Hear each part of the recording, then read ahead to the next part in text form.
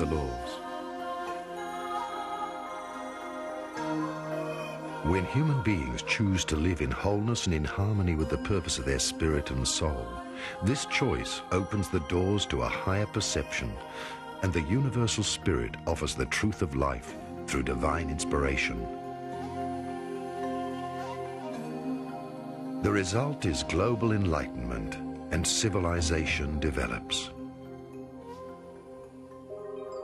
In Atlantis lived the fourth root race, which had reached the pinnacle of its development.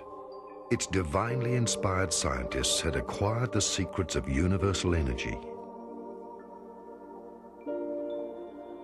At that time, scientists and divinely inspired masters worked together to draw harmonic technologies out of the spiritual reservoir of the universal Akashic records. For a long time, power and love were united. Human beings did not have an ego separate from the higher self. Humankind experienced a blossoming in all branches of science and in space exploration. Almost all illnesses were curable, and people often lived to a very old age. They had contact with other planets and with outer space human and spiritual beings. The human race living at that time possessed the universal understanding that the planet is a biological living being, and that the planet is a body and its people the cells of that body. People knew neither ownership nor egoism, and they kept their planetary body, the Earth, clean, because they knew that they only had one Earth in common. They could neither sell nor divide it, nor were they allowed to market its water, air, or resources. Everybody had everything they needed. There was no class distinction. There were neither rich nor poor people. They gave to each other and lived in abundance.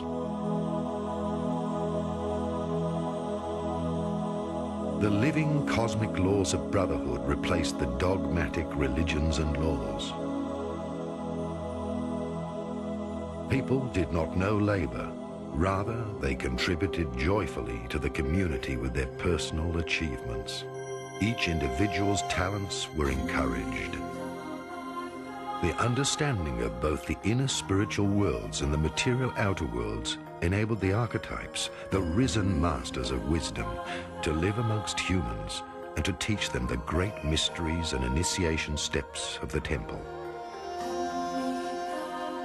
The simplicity of the universal knowledge of the five elements, earth, fire, water, air, and the cosmic ether, formed the basis of a global sustenance. Humans still recognize that they're a part of God on earth, and that nothing exists separately from God. They were conscious that if they were a part of the creational spirit, which had been materializing for millions of years, they had to possess in themselves dormant but almighty powers waiting to be awakened. In mystery schools, step by step, they learnt to rise to a God-human consciousness. No one prayed to a separate God.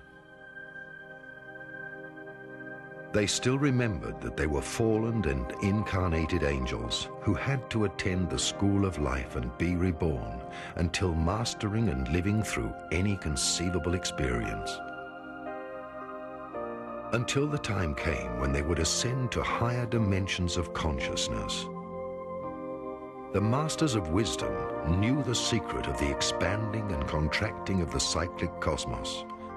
In the Indian Vedic texts, it was described as the inhaling and exhaling of God. The expansion of the cosmos from the source was called the Omega cycle, since everything diverged from the source.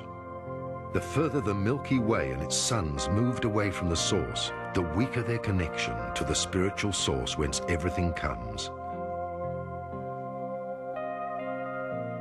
This means that all life in spiritual decline or descent to lower dimensions slips into the third dimension of the solid material universe. Atlantis and its race were still anchored in the fourth dimension, The Masters of Wisdom knew that at the peak of this civilization, the cosmic cyclic plan had anticipated that the souls would move down into the third dimension in order to totally experience the forgetting of their divine source and to live through the so-called Dark Age.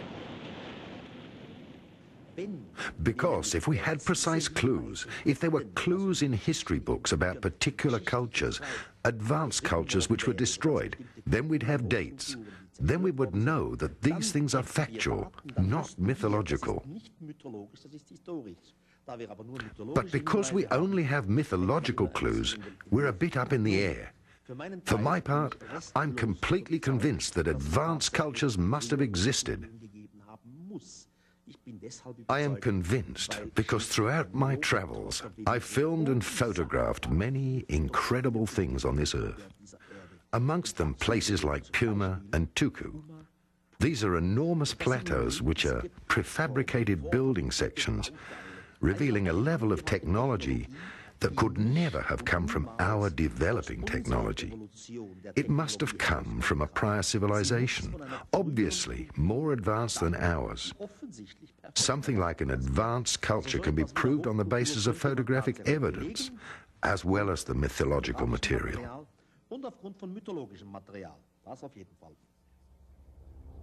So far, human beings had experienced a divinely guided matriarchy. The Dark Age experienced the birth of a patriarchy based on personal human will and saw the origin of the ego. The third dimension was induced by a polar shift. The magnetic web of the Earth was damaged, and entire continents sank in a gigantic oceanic catastrophe. But before this occurred, the Masters of Wisdom brought the knowledge of humankind to safety into the pyramids. They did not preserve written texts, but built the pyramids with mathematical precision, using a universal language which can only be deciphered when humankind leaves the cycle of the third dimension, enters the fourth again, and then returns to the fifth dimension.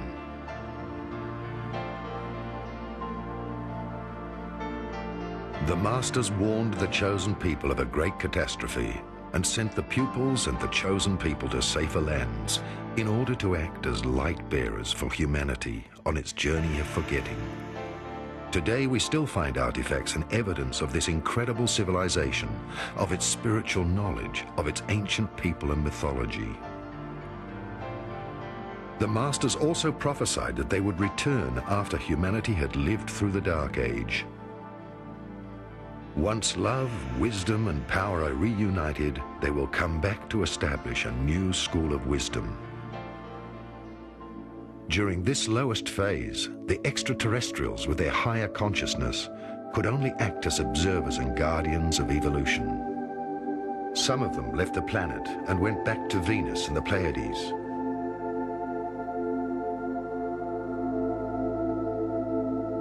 Another part withdrew into underground cities in the inner dimension of the hollow earth, known amongst other names as Shambhala, Eden, and Agartha. Through the polar shift, the outer layer of the earth was negatively polarized, hence the inner world of Agartha, meaning the Garden of Eden, was separated from the outer worlds. In a symbolic sense, the outer human being was driven from paradise. They used time, consciousness, and gravitational barriers to seal the entrance gates of the golden cities. I'm Wendell Stevens, Lieutenant Colonel, United States Air Force, retired, and I was delivering aircraft from the storage center in Tucson to South America, which afforded me an opportunity to carry out my own personal investigations of the UFO phenomena and possible connections with earlier civilizations down there. In the course of these deliveries and my investigations, I was led to a Professor Javier Cabrera, who lives at Ica, south of Lima, Peru, on the edge of the Nazca Plains, where we find the Nazca Lines. The Nazca Lines, first of all, were an indication that somebody extraterrestrial or some civilization beyond ours was making contact with the South Americans in the area. And of course, Machu Picchu and Tiwanaku and some of the other earlier ruins are in that vicinity. And so I went to